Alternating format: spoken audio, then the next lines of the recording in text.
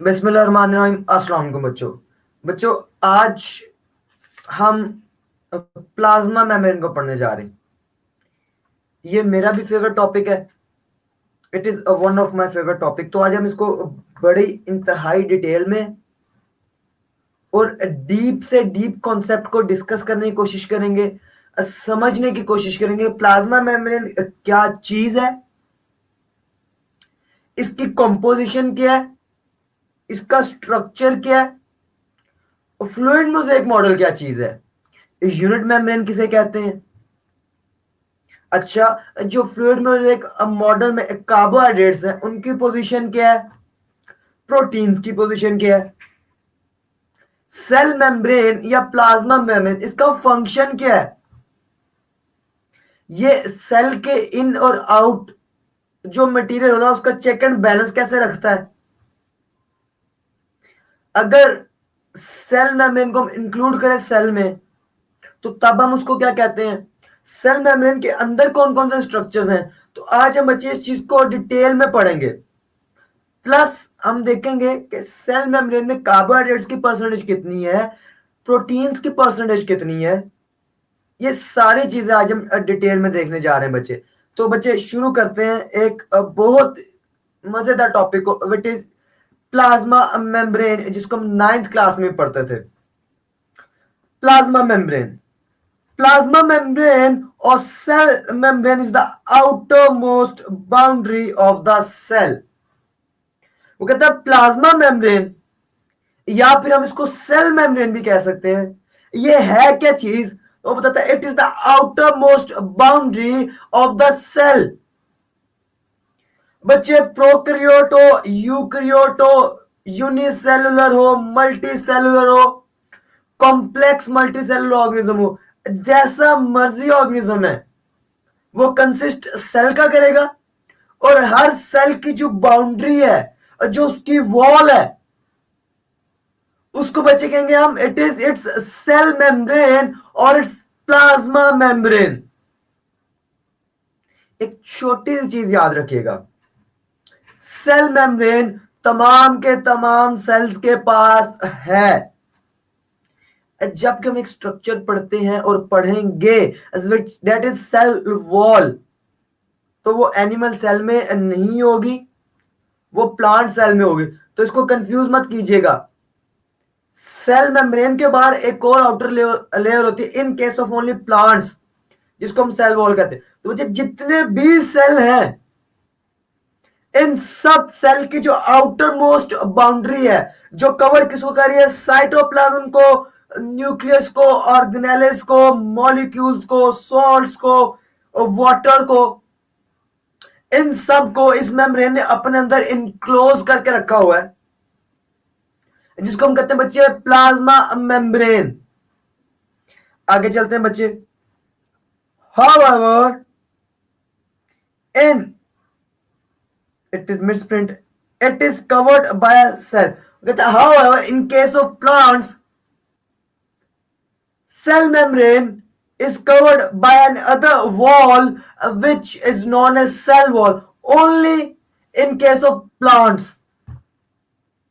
सिर्फ प्लांट्स के केस में जो सेल वॉल है वो प्रेजेंट होगी outside the cell membrane.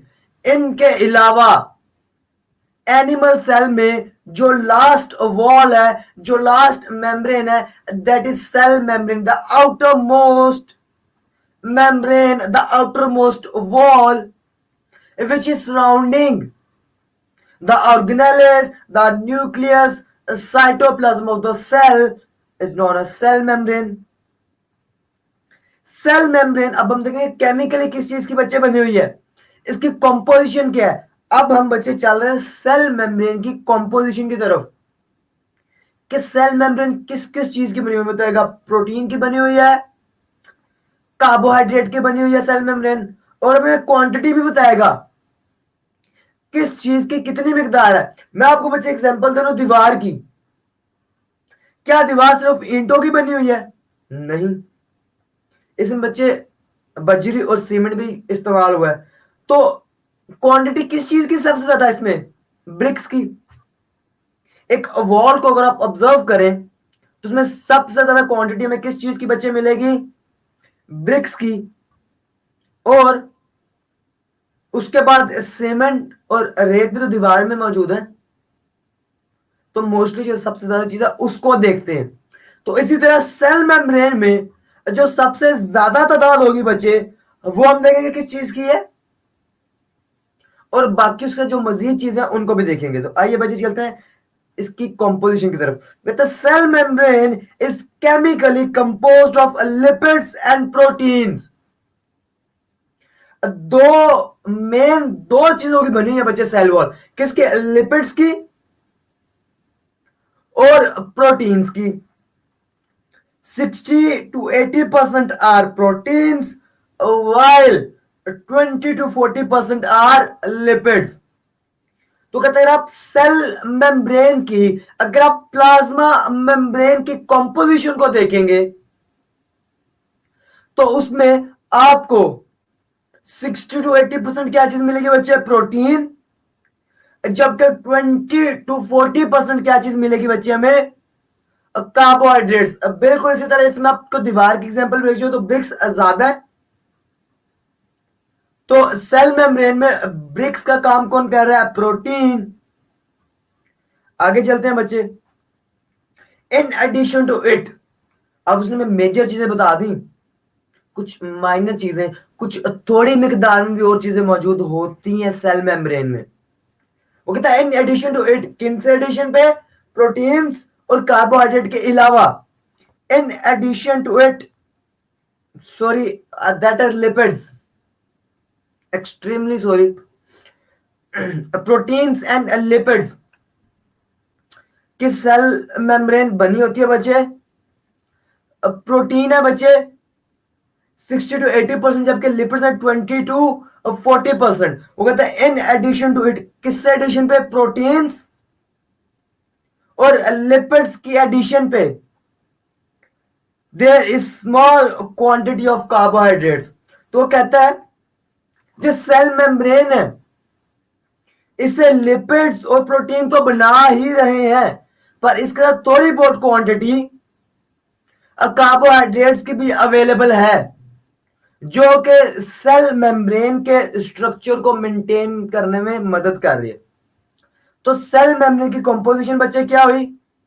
Proteins 60 to 80%, lipids 20 to 40%, and a minute quantity of carbohydrates। अब बच्चे इसका स्ट्रक्चर की तरफ हम जा रहे हैं। इसके दो स्ट्रक्चर प्रपोज किए गए थे, एक को हमने कहा था यूनिट मेम्ब्रेन, एक को बच्चे कहा गया फ्लूइड मोज़ेक मॉडल। जो स्ट्रक्चर वाइडली एक्सेप्टेड है वह बच्चे fluid mosaic model.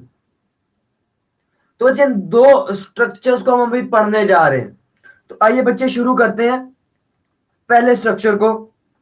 Many biologists contributed to establish the structural organization of cell membrane। कहते हैं सेल मेम्ब्रेन के स्ट्रक्चर को समझने में, उसको एक्सप्लेन करने में बहुत सारे बायोलॉजिस्ट ने किरदार अदा किया, मेहनत की, वक्त लगाया, रिसर्च की। सेल मेम्ब्रेन के स्ट्रक्चर को समझने के लिए बायोलॉजिस्ट ने बहुत सर खपाया, बहुत मेहनत की, तो उनके नतीजे में उन्होंने दो स्ट्रक्चर को प्रपोज किया था। इट वॉज प्रपोज्ड अर्लियर, पहले बियोलॉजिस्ट का, साइंटिस्ट का क्या मानना था? पहले कॉन्सेप्ट के मुताबिक बच्चे यूनिट मेम्ब्रेन की तरफ लेके जा रहा है। It was proposed earlier that cell membrane is composed of a lipid bilayer sandwiched between inner and outer layer of protein। वो कहता है पहले बियोलॉजिस्ट ने जो सेल मेम्ब्रेन का स्ट्रक्चर प्रपोज किया वो ये था कि एक लिपिड की बाय लेयर, बाय मतलब बच्चे दो, बाय मतलब दो, लेयर मतलब लेयर ही, तो this is lipid by layer. Lipid की एक नहीं दो लेयर्स हैं बिल्कुल इस तरह, और वो कहती है सैंडविच की गई है, मतलब के प्रोटीन्स की बच्चे दो लेयर्स के दरमियान, let's suppose I am saying you that this is protein, तो वो कहता है इसकी लेयर के अंदर इस तरह इसके ऊपर और नीचे प्रोटीन है, प्रोटीन के बीच में सैंडविच है लिपिड की दो लेयर, जिनको हमने कहा लिपिड बाय लेयर। बिल्कुल जैसे आप सैंडविच देखें, उसमें हमने क्या शामी कबाब को बीच में अब बंद किया होता है सैंडविच के अंदर, तो बिल्कुल इस तरह अर्लियर कॉन्सेप्ट ये माना गया था कि लिपिड की एक बाय लेयर है, उस लिपिड बाय लेयर को डबल साइड से प्रोटीन मॉलिक्यूल्स ने घेरे में लिया हुआ है, just like a sandwich. This basic structure is called unit membrane. तो बच्चे इस स्ट्रक्चर को, कौन सा स्ट्रक्चर, इसमें एक लिपिड बायलेयर है, उसको ऊपर और नीचे से प्रोटीन्स के मॉलिक्यूल्स ने घेरे में लिया हुआ, प्रोटेक्शन दी हुई है, ऐसे स्ट्रक्चर को बच्चे क्या नाम दिया गया, unit membrane, and is present in all cellular organelles. और ये मानना था, क्योंकि बच्चे हमने कहा मेम्ब्रेन हर सेल के पास होगी और कुछ ऑर्गेनेल्स के पास भी, तो उन्हें इस स्ट्रक्चर को कहा unit membrane structure. Lipid bilayer और साइड पे प्रोटीन मॉलिक्यूल्स जिनने लिपिड बायलेयर को बीच में सैंडविच किया हुआ है, उन्होंने कहा यह स्ट्रक्चर जितनी भी मेम्ब्रेन है उनमें पाया जाता है। The modern technology has revealed the lipid bilayer are not sandwiches between the protein layers. वो कहता है मॉडर्न टेक्नोलॉजी और मॉडर्न स्टडीज ने हमें बताया कि unit membrane is not the correct structure of cell membrane. उसने ये बात गलत है, हमें आने वाली स्टडीज ने बताया कि ये बात ठीक नहीं है, ऐसा नहीं है। लिपिड बायलेयर और इसके इर्द गिर्द प्रोटीन मॉलिक्यूल, ऐसा नहीं है। लिपिड बायलेयर तो होगी पर उसमें प्रोटीन मॉलिक्यूल्स एम्बेडेड होंगे, जस्ट लाइक बच्चे एक सॉफ्ट क्ले में आप कुछ छोटे छोटे पीसेस ऑफ आयरन को पुट करते जाए उसके अंदर, उसके अंदर डुबाते जाए। ये फ्लूइड मोज़ेक मॉडल में हम आगे पढ़ने जाएंगे। तो बच्चे आइए चलते हैं अब फ्लूइड मोज़ेक मॉडल की तरफ।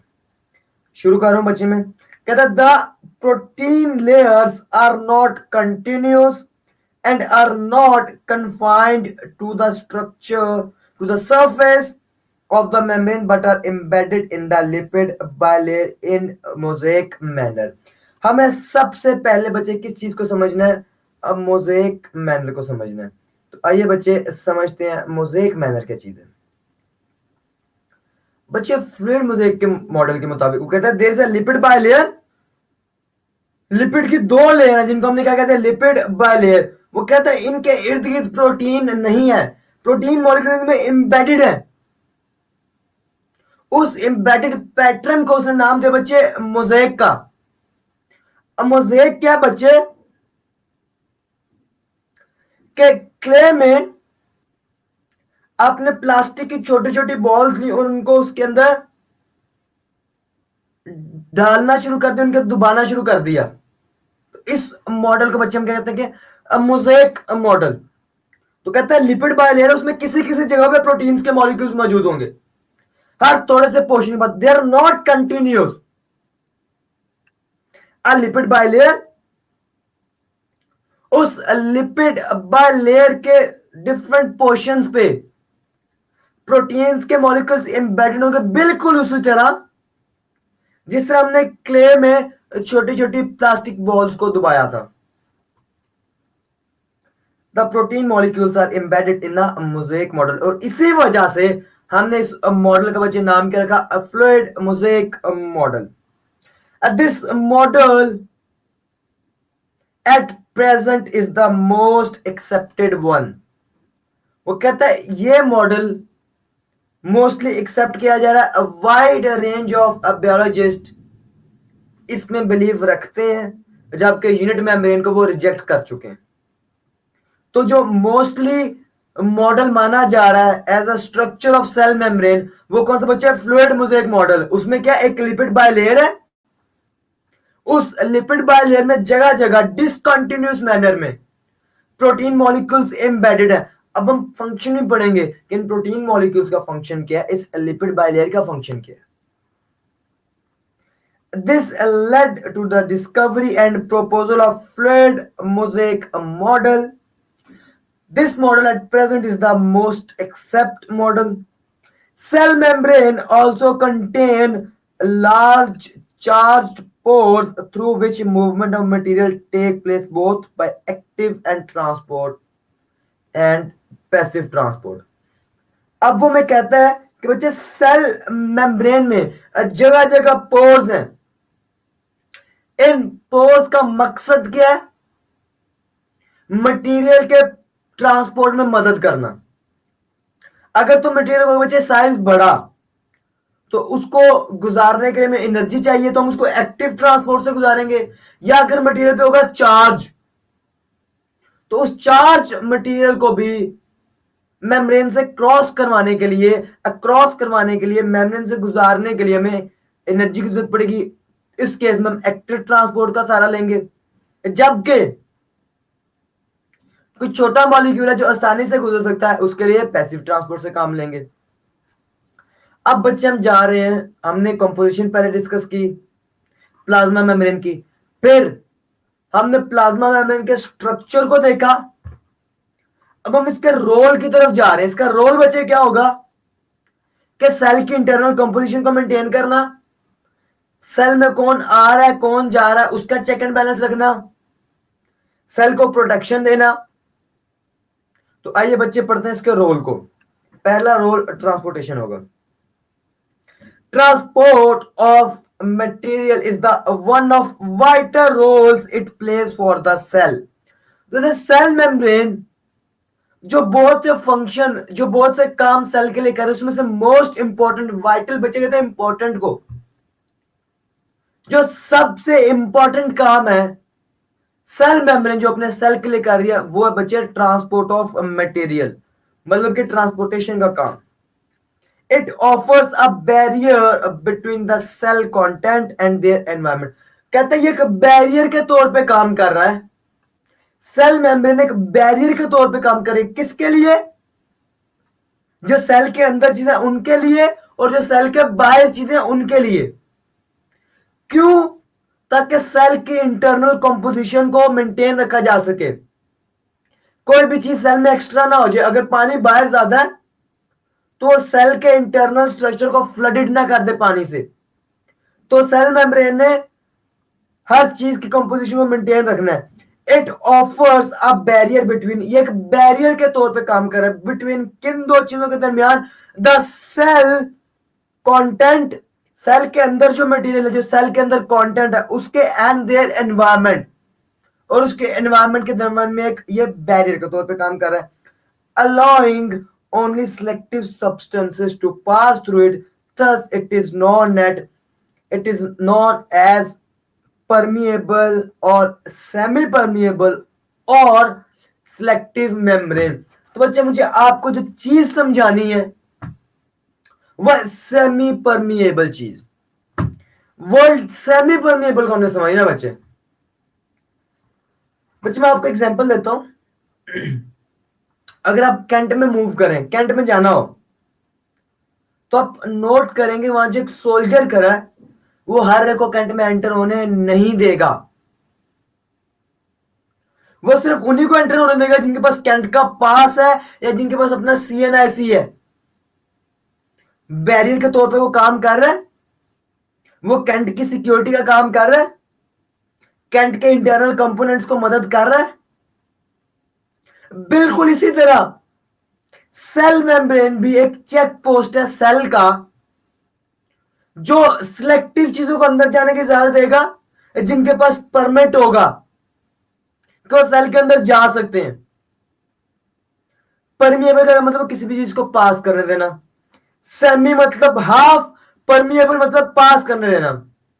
तो सेल मेम्ब्रेन एक बैरियर के तौर पे काम करेगा, एक चेक पोस्ट के तौर पे काम करेगा सेल के लिए, सिर्फ उन चीजों को सेल के अंदर जाने देगा जिनके पास परमिट है, और उन चीजों को सेल से बाहर जाने देगा जिनको अलाउ किया गया कि वो सेल से बाहर जा सकते हैं। बच्चे सेमी परमिएबल का काम, वो सारी चीजों को सेल से बाहर नहीं जाने दे रहा ना सारी चीजों को सेल के अंदर आने दे रहा। बिल्कुल इसी तरह एक सोल्जर की तरह जिस तरफ उन चीजों को अलाउ किया था, उन इंसानों को अलाउ किया था कैंट में आने के लिए जिनके पास सीएनआईसी, जिनके पास परमिशन थी कैंट में दाखिल होने के लिए, तो वो सेमी परमिएबल का काम कर रहा था। बिल्कुल इसी तरह सेल मेम्ब्रेन भी सेमी परमेबल की तरह काम कर रही है, सेमी परमेबिलिटी को मेंटेन कर रही है कि only selective molecules, selective substances को इन एंड आउट मूव करने देगी। तो यह बच्चे सेमी परमेबल का मतलब, यह बच्चे सिलेक्टिवनेस का मतलब कि जिसके पास अलाउ है, जिसके पास परमिट है, उसी को अलाउ किया जाएगा अंदर आने के लिए। तो होप सो बच्चे क्लियर। हम सेल मेम्ब्रेन को सेमी परमिएबल मेम्ब्रेन क्यों कहते हैं, इसका फायदा क्या हुआ? फायदा ये हुआ कि ये मेंटेन कर रहा है इंटरनल कंपोजिशन ऑफ सेल को और हार्मफुल चीजों से बचा रहा है, एक्सटर्नल एनवायरनमेंट के चेंज से भी बचा रहा है। हर ऐरे गैरे नथु गैरे को मुंह उठा के सेल के अंदर आने नहीं दे रहा। The substances which are lipid soluble cross it more easily than others. Therefore, it regulates the flow of material and ions to maintain a definite gradient.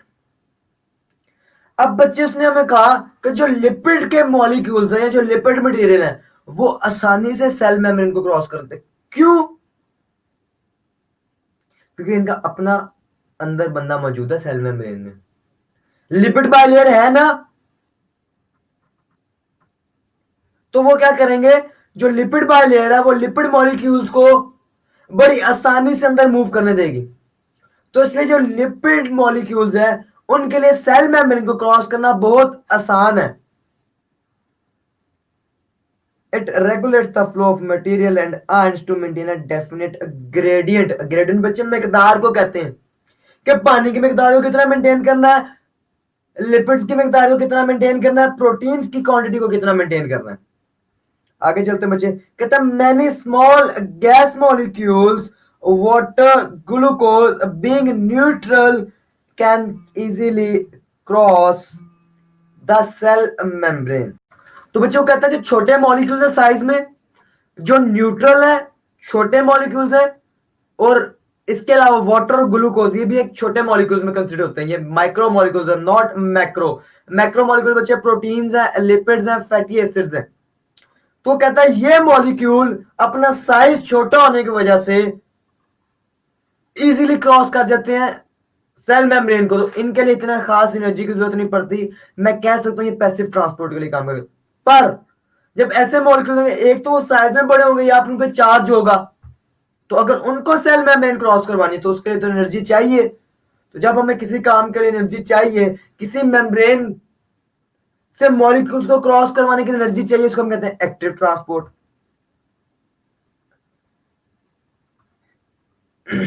Many substances like water, glucose being neutral can easily cross cell membranes, while ions being charged particles, वो कहता है जो ions है इन पे charge होगा, तो इनके ऊपर चार्ज होने की वजह से have some difficulty in crossing। मतलब जो ions है या फिर जो ऐसे मॉलिक्यूल का साइज बड़ा है उनको मेम्ब्रेन क्रॉस करने में डिफिकल्टी होगी। क्यों? क्योंकि आयंस के पास चार्ज है और दूसरों का साइज बड़ा है।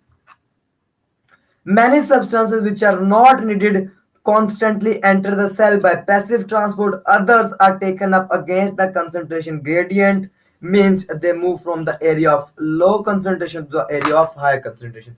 बच्चे जो छोटे मॉलिक्यूल्स हैं like protein, like glucose and water, they can easily move into the cell through cell membrane।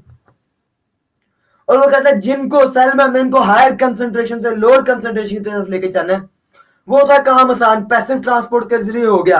अब वो कहते हैं कुछ ऐसे मॉलिक्यूल इनका साइज भी बड़ा है, उन पे चार्ज भी है, पर उनको सेल मेम्ब्रेन के अंदर तो लेके जाना। और एक और मसला भी है कि उनकी अंदर कंसंट्रेशन बच्चे, बाहर उनकी कंसंट्रेशन है लो, और अंदर उनकी कंसंट्रेशन है ज्यादा। तो जब बच्चे हाई कंसंट्रेशन से लोअर कंसंट्रेशन जाए तब तो हो गया पैसिव ट्रांसपोर्ट।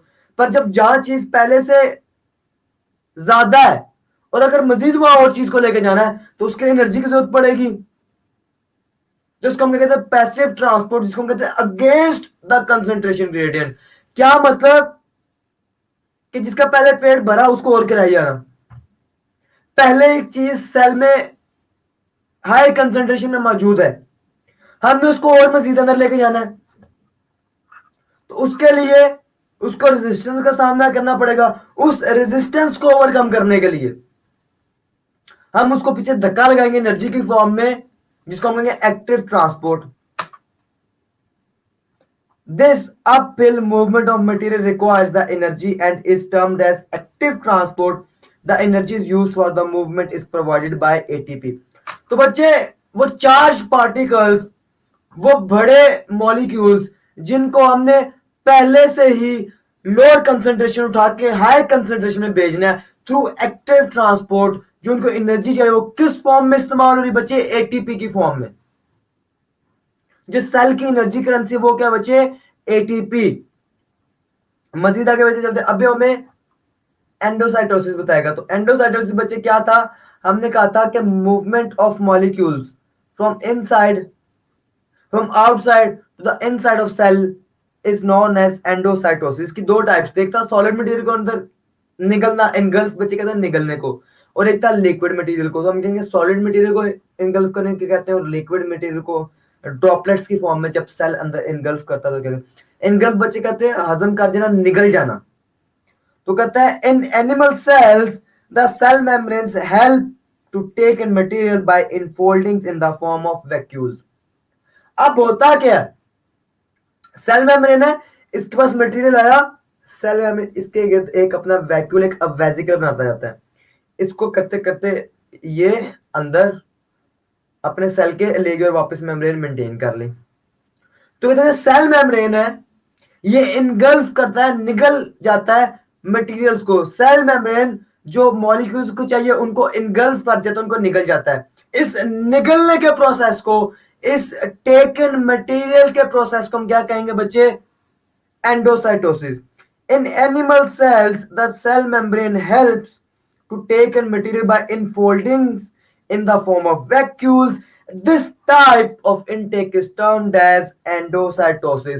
तो बच्चे the intake of material या the engulfing of the material in the form of vacuoles by the infoldings of cell membrane is known as endocytosis. अब एंडोसाइटोसिस में बच्चे दो टाइप्स पढ़ने जा रहे हैं। वो कहता this type of intake is termed as endocytosis, which can be either phagocytosis और pinocytosis। वो कहता है अगर तो हम सॉलिड फॉर्म में, अगर हम सॉलिड मटेरियल को सेल मेम्ब्रेन के थ्रू एंगल्फ करवा रहे हैं अंदर सेल के, तो उसको हम कहेंगे बच्चे फैगोसाइटोसिस। अगर हम लिक्विड मटेरियल ड्रॉपलेट्स की फॉर्म में सेल मेम्ब्रेन इनगल्फ कर रहा है तो उसको हम कहेंगे pinocytosis. Phagocytosis to engulf solid particles या सॉलिड मटेरियल्स, जबकि बच्चे pinocytosis to take in material in liquid form, in या फिर इन लिक्विड ड्रॉपलेट्स। इन neurons which are nerve cell, जिनका फंक्शन क्या है? बॉडी के एक पार्ट से दूसरे पार्ट तक मैसेज को पहुंचाना इन the form of nerve impulse which is a electrochemical form. The neurons, the cell membrane transmit nerve impulse from one part of the body to the other part. In neurons, the cell membrane transmit impulses from one part of the body to the other part to keep coordination. वो कहता है neurons की जो cell membrane है, neurons की cell membrane nerve impulse को transmit करने में अपना फंक्शन अदा कर रही है, अपना रोल अदा कर रहे हैं। तो ये इसका एक उसने में एडिशनल फीचर दे दिया। तो ये था बच्चे आज का हमारा टॉपिक, बहुत इंपॉर्टेंट, बहुत मजेदार। यूनिट मेम्ब्रेन को समझा, लिपिड बायलेयर के इर्द गिर्द प्रोटीन्स हैं। फ्लूइड मोज़ेक मॉडल पे आकर there is a lipid bilayer in which protein molecules are embedded छोटे मॉलिक्यूल्स आसानी से मेम्ब्रेन को क्रॉस कर लेंगे और पैसिव ट्रांसपोर्ट के थ्रू। बड़े मॉलिक्यूल्स या फिर चार्ज मॉलिक्यूल्स को धक्का लगा के एनर्जी देके इंगल्फ करवाना है, अंदर भेजना है सेल के थ्रू, एक्टिव ट्रांसपोर्ट। फिर हमने कहा एंडोसाइटोसिस क्या है, लिक्विड को या मटेरियल को इनटेक करना, इनगल्फ करना सेल मेम्ब्रेन का, क्या कहलाता है, एंडोसाइटोसिस। इसके आगे हमने दो टाइप्स पढ़ी, फैगोसाइटोसिस अगर सॉलिड फॉर्म का मटेरियल इनटेक कर रहे हो तो फैगोसाइटोसिस, और अगर लिक्विड फॉर्म में मटेरियल को इनटेक कर रहे हो तो पिनोसाइटोसिस। तो बच्चे ये था हमारा आज का टॉपिक, उम्मीद करता हूँ समझ आ गई होगी। इंशाल्लाह मिलते हैं कल एक नई उम्मीद के साथ, एक नए टॉपिक के साथ। तब तक के लिए बच्चे अल्लाह हाफिज।